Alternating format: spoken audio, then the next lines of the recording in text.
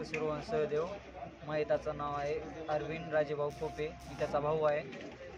म्हणजे सकाळी आम्ही त्याला 8:30-9 वाजताच्या दरम्यान त्याला शाळेमध्ये सोडलं होतं. त्याचा पेपर होता. 9 ते 11 पेपर झाला. मग 11च्या नंतर मग त्याला शाळेमध्येच ठेवलं ते.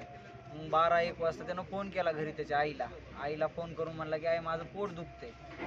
ज्यावेळेस आईला फोन करून त्यांनी सांगितलं की असं पोट दुखतंय. मग त्या आईनं फोन करून सांगितलं की बाळापाशी जा, असं त्याचं पोट दुखतंय, तोपर्यंत त्याला तिथल्या दवाखान्यात दाखवा, शाळेतल्या म्हणजे त्यांच्या शाळेतला एक दवाखाना आहे, मग तिथं दाखवा तोपर्यंत. ज्यावेळेस मी गेलो 3-3:15च्या दरम्यान ज्यावेळेस तिथं गेलो, मला गेटच्या मध्ये जाऊ दिलं नाही.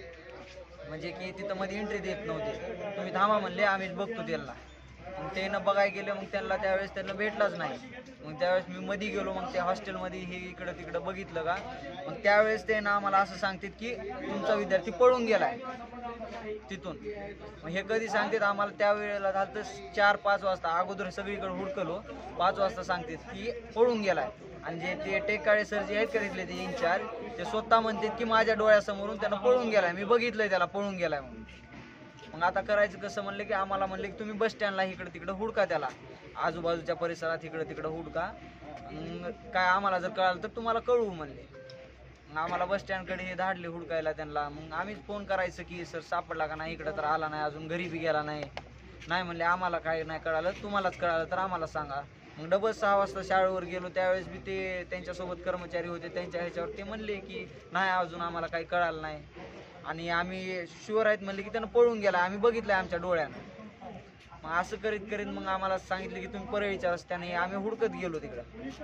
मग परळीपर्यंत हुडकत गेलो. मग 10-10:30च्या नंतर आम्ही वापस ज्यावेळेस आलो, 10:30 वाजता आम्ही तिथं ह्याच्यावर गेलो शाळेवर, सगळे आमच्या घरचे.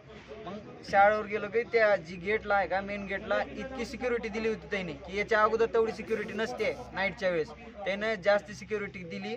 मग आमची गाडीमध्ये जाऊ देत नव्हते. त्यांना आम्हाला रस्त्यावरच अडवलं. म्हणजे काही करून तुम्ही इथंच सांगा आम्हाला काय काम आहे असतं आम्हाला सांगत होते ते.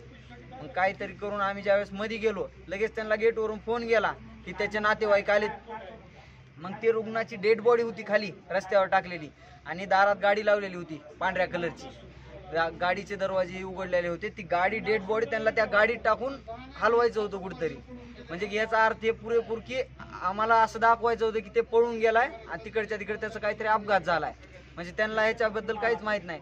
आणि विद्यार्थी 2ला त्यांना मारले, 2 वाजता. 2 पासून गायब आहे विद्यार्थी. 2 पासून 10:30 पर्यंत आम्हाला फक्त असंच खेळवत आली की आम्हाला भेटला नाही, तुम्हीच बघा, तुम्हाला भेटलं तर आम्हाला सांगा. आणि एक वडिलाला फोन करून सकाळी म्हणतात की तुमच्या घरचा रस्ता कोणता आहे, गाव कोणता आहे. म्हणजे ह्याच्या अगोदर ऍडमिशन करताना त्यांना माहित नाही का रस्ता कुठं आहे का आहे. मुलाच्या अंगावर काही वळ वगैरे होती का? मारलेले वळ होते, अंगावर रक्ताची हे डाग होती, इथं लागलेलं होतं, इथं पायाला हे लागलेलं आहे त्याच्या, गळ्याला असं दाबलेलं आहे, नरड्याला फाशी दिलेलं हे आहे, वळ आहेत.